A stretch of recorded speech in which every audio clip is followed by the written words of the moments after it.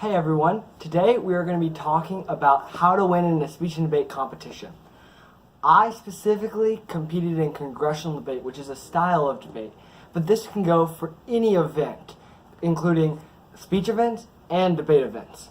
So I won second place at Varsity Congress, but these skills are applicable in all areas, and specifically I'm going to be going through 5 special tips to help you guys at a speech and debate competition.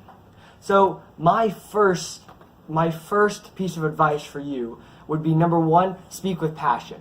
Now, what does this mean? Well, speaking with passion just means when you speak with energy, speak like you care about it really a lot. So when you speak, it's really feel like it's really close to you. Because when judges hear you speak with passion and get really, not emotional about it, but really feel attached to it, judges will think that you care about the topic, and you'll just become a better speaker just by speaking with some passion inside of you. It'll make you a better speaker, but don't get too emotional, not to the point where you're crying, but make sure you really care about what you're saying, and the judges will see that, and it'll really come through in your score and how you are in the speech and debate competition.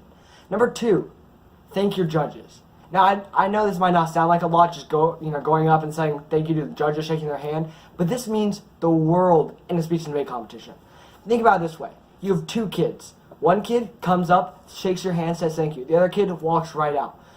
If it was a really close call, which one would you go with? I think the one who shakes your hands and say thank you. And that's why I think that this is a very crucial skill if you're going to a speech and debate competition and competing. Number 3, eye contact. When you're giving a speech and you have maybe one judge in the back, or maybe you're in Congress where you have a room full of people, you want to make sure you make eye contact with the judges and the other people in the room.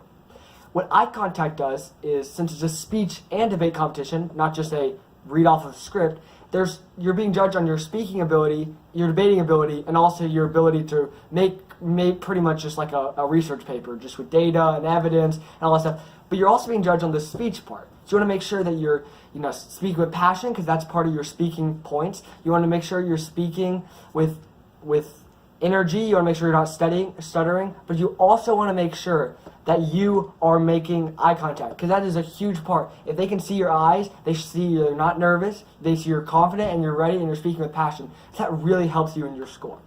Next is use data and impact. So this is going back to more of the, like writing a research paper or more of the debate side.